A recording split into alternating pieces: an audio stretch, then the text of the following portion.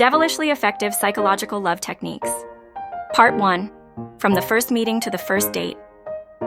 Halo effect. The halo effect is when our overall impression of someone affects how we think about their specific traits. For example, if you think someone is nice, you might also think they are smart.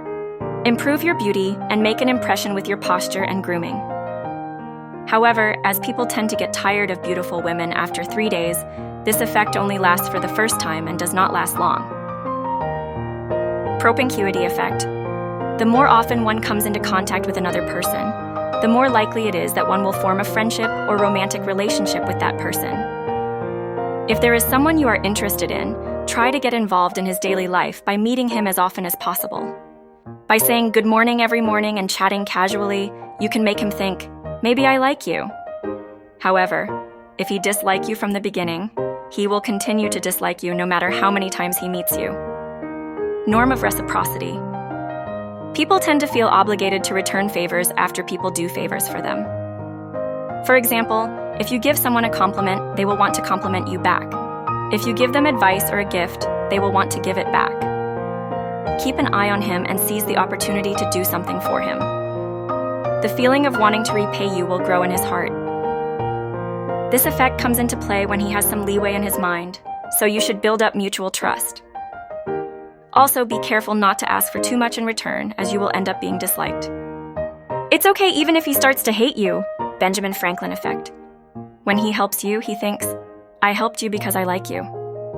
Ask him for help with little things like borrowing an eraser or holding something for you. Foot in the door. A strategy that involves gradually asking for small things and then building up to larger requests. Can you tell me how to solve this problem? If you have a good reference book, can you lend it to me? Let's go look for a reference book together next time. By gradually making requests like this, you can make it harder for him to say no.